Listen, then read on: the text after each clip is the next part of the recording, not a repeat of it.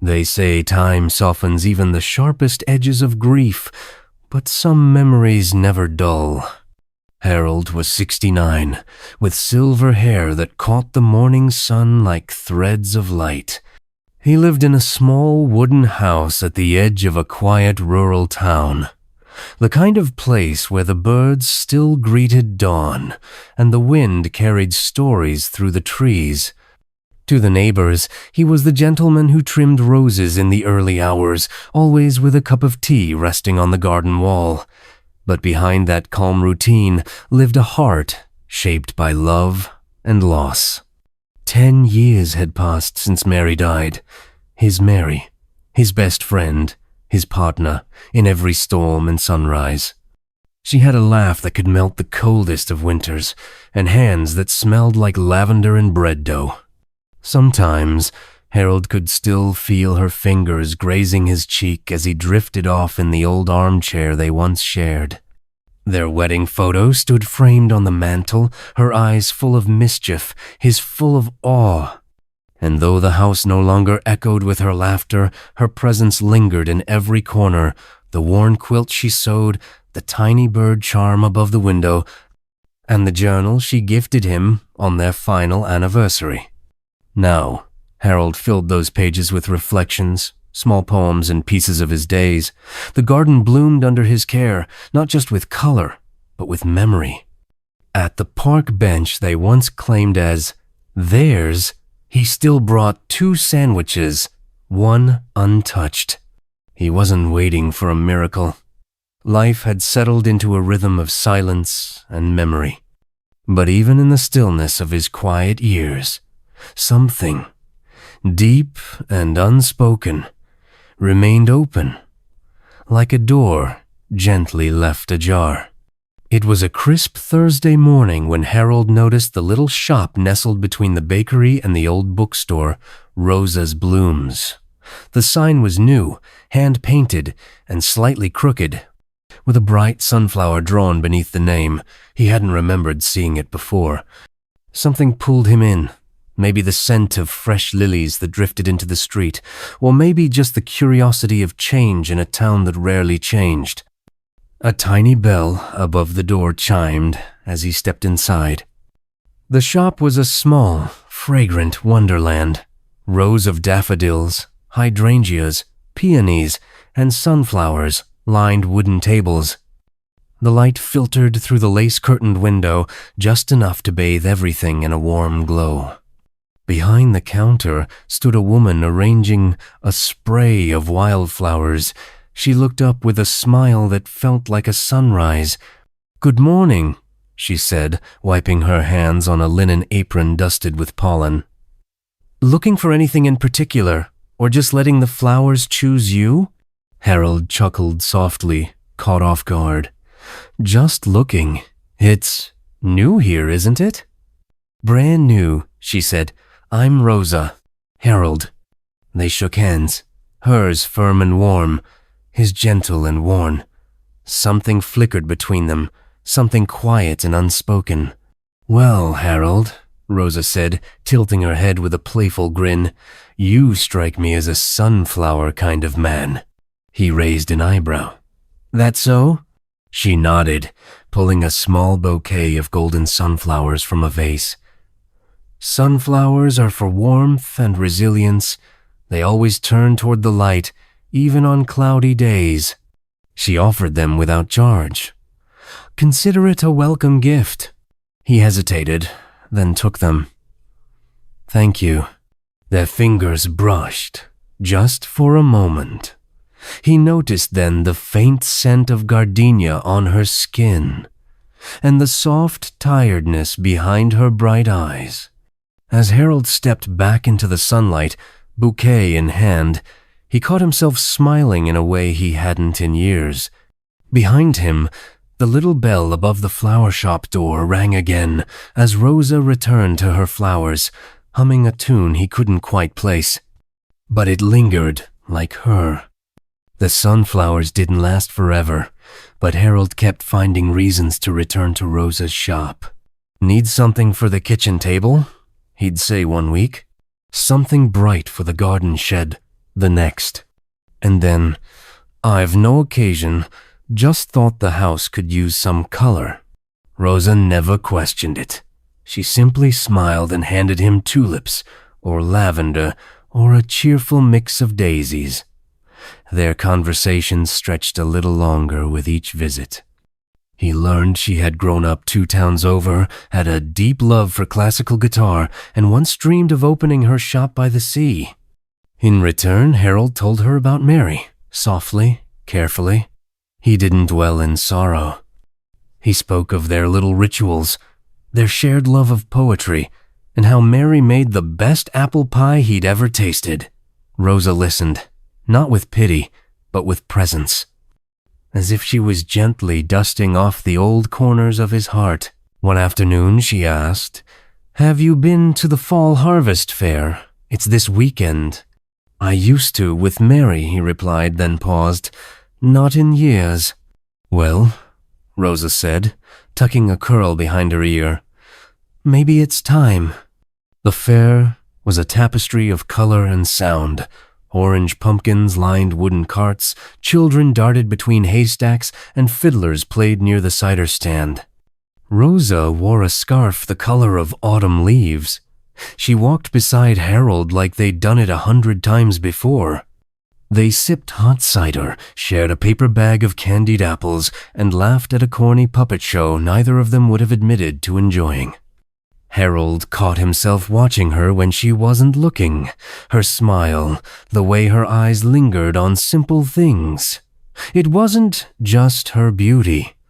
It was the ease she carried, the lightness she brought with her, like a song he hadn't heard in years.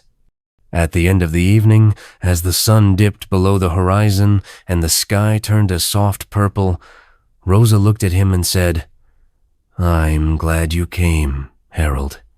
He smiled, not the polite smile he wore at church or the grocery store, but something deeper, real. And he meant it when he replied, "So am I." Something had shifted. Gently, quietly, the season within him had begun to change. The flower shop didn't close, but something inside it dimmed. It started after a man in a long brown coat visited Rosa one rainy afternoon. Harold happened to pass by, umbrella in hand, just in time to see the man take Rosa's hand briefly across the counter. Her expression, tight-lipped, eyes lowered, wasn't one Harold recognized. Not warmth, not joy, something closer to regret. After that, she changed. Her smiles were softer, shorter. The laughter that used to bubble up in conversation now barely stirred. When Harold asked how she was, she answered, "Fine," and quickly turned back to her flowers. He didn't press, not yet. Maybe he was afraid of the answer. Still, he kept visiting, if only to let her know he was still there. Then, one evening, he returned home to find something unexpected tucked between the stems of the bouquet Rosa had handed him that day, a folded envelope with his name, Harold, written in her elegant script. His fingers hesitated before opening it. Inside, a single page, handwritten. "There are things I should have told you, things I didn't know how to. I've spent so long surviving that I forgot how to let someone in again. You've made me feel something I wasn't sure I'd feel again, something beautiful. But before you care for me anymore, there's a part of my story I owe you, if you still want to hear it. Rosa." He read it twice, then a third time. The bouquet sat on the table, bright and fragrant, but the room felt colder now, not because he was angry, but because he could feel the ground shifting beneath him. Rosa had a secret, and Harold wasn't sure what waited on the other side of it. It was a gray, wind-stirred morning when Harold finally walked into the flower shop with more than petals on his mind. Rosa was trimming stems behind the counter, her back to him. The silence between them was thicker than usual. "I got your letter," he said softly. She froze, just for a second. Then she set the scissors down and turned, her face unreadable. "I didn't know how else to say it," she murmured. "I wish you'd said it sooner." "I know." Harold stepped closer, careful not to break whatever thread was still holding this moment together. "What is it, Rosa? What are you so afraid I'll see?" She looked away, her voice barely above a whisper. "The man you saw. He was my oncologist. I'm a cancer survivor. I've been in remission for 3 years now." Harold's breath caught. She continued. "Stage 3. It was bad. I lost everything, my energy, my work, some friends. I started the flower shop to feel alive again. And for a while, I was. Then you came in." She looked at him now, eyes glistening but steady. "You reminded me what it's like to be seen, to laugh, to hope. And that terrified me." "Why?" "Because hope makes room for heartbreak," she said. "And what if I get sick again? What if I let you in, and you have to watch me fade away? I wouldn't wish that on anyone. Not after what you've already lived through." Harold stared at the floor for a long time. He wasn't angry. He wasn't even afraid of her illness. What pierced him was something deeper. She had almost walked away without trusting him to choose. "You think I'm here because I need perfect?" he said finally. "Rosa, I've seen love at its brightest and at its most fragile. I'm not afraid of endings. I'm afraid of missing the middle." She blinked, and for a moment, the armor cracked. "I just didn't want to hurt you," she whispered. "And you did," he said quietly. "By not letting me in." The silence that followed wasn't cold, but full of ache. He left without flowers that day. And Rosa stood alone in her shop, hands trembling over a bouquet of unopened lilies. The days grew colder. Leaves curled and fell in golden spirals, whispering across Harold's garden like soft echoes of all he'd gained and nearly lost. He walked alone again, hands in his coat pockets, the ache in his chest, quieter now, but deeper, not just for Rosa, but for the life that kept slipping forward whether he was ready or not. The bench at the park, the one he and Mary once claimed, had become his place of thought, of memory, of truth. He sat there now with a thermos of tea and a leather-bound box tucked beside him. Inside were old letters Mary had written him over the years, little notes she'd hidden in coat pockets, lunch bags, between books, some yellowed, some still crisp. One, folded carefully with a sunflower pressed inside, caught his eye. He hadn't read it in years. "My dearest Harold, if the time comes and I'm no longer there to laugh at your bad jokes or warm your hands on winter mornings, I want you to remember one thing. Love again. If you can, love bravely. We only get moments, not forever, but what a gift even a moment can be. Don't grow old waiting for the past. Find someone who makes you feel the way you made me feel, safe, seen, and silly." Tears welled up before he could stop them. It wasn't a sign, it was a reminder. Life had already taken so much. But it had given too, given Rosa, given the flutter of a second chance. And now, the choice was his. He rose from the bench slowly, feeling the crisp air settle into his lungs. This time, he wasn't walking away from something. He was walking toward it. The next morning, Harold returned to Rosa's shop, heart steady with purpose, but the door was locked. The closed sign hung crooked in the window, the lights inside dim. His stomach turned. He knocked once, then again, nothing. Was she sick again? Had she left without a goodbye? Panic started to rise, until a small voice called from behind him. "Mister?" He turned to see a little girl holding out a folded note. "She told me to give you this." Harold took it, hands trembling slightly. The paper smelled faintly of roses. "Meet me where the sunflowers grow." His breath caught. The park was quiet, under a canopy of amber and crimson leaves, the kind that carpeted the ground like nature's own chapel. And there, near the bench where it all began, stood Rosa. She wore a soft burgundy shawl and clutched a paper bag to her chest.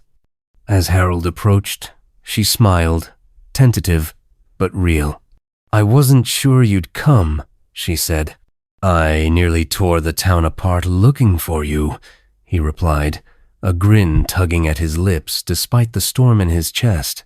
She opened the bag, revealing handfuls of sunflower seeds. "I thought maybe we could plant something together. Something that comes back every year." He stepped closer. "You still afraid?" "Every day," she whispered, "but I'm tired of running from joy." Harold reached into his coat pocket and pulled out a small velvet box. No fanfare, no speeches, just truth. He knelt slowly, his joints protested, but his heart didn't. Opening the box, he said, voice thick with emotion, "Even if it's just a season, even if we don't get forever, I choose you, Rosa." Tears shimmered in her eyes. "Then I choose you back." She took the ring with shaking fingers and slid it onto her hand. And under falling leaves and golden light, two souls, once broken, vowed to grow something new, together. The following spring, the sunflower field bloomed brighter than ever. It wasn't just the flowers, it was the laughter, the music, the way the sky seemed to lean in just a little closer, as if nature itself was bearing witness. Friends gathered between rows of golden petals, some with wide smiles, others with quiet, teary eyes. Rosa wore a simple ivory dress and a crown of tiny wildflowers. Harold stood beside her in a pale linen suit, sunflower pinned to his lapel, hands steady but heart pounding like the first time he saw her behind that shop counter. They spoke no grand vows, just words that came from deep within. "I'll cherish every season with you," Rosa whispered. "Forever," Harold replied. "However long." As the guests mingled and the light softened into late afternoon, Harold sat beneath a tree and opened a letter of his own. His voice played softly over the scene. "My dearest Mary, you told me once to love again if I could, that love didn't belong only to the past, but to the brave. I was afraid, Mary, of forgetting you, of dishonoring the life we built. But I understand now. Love isn't a betrayal, it's a continuation, a garden that keeps blooming in different ways. Thank you for teaching me to love deeply and for letting me go gently. I carry you still, always." The final shot lingers. Harold and Rosa dancing slowly beneath a canopy of trees, the first golden leaves of autumn beginning to fall. There's no music, just the rustle of the wind and the rhythm of hearts that had once been broken, now beating in time. And in that moment, love is everything it was meant to be. Fragile, fleeting, and beautifully, defiantly alive.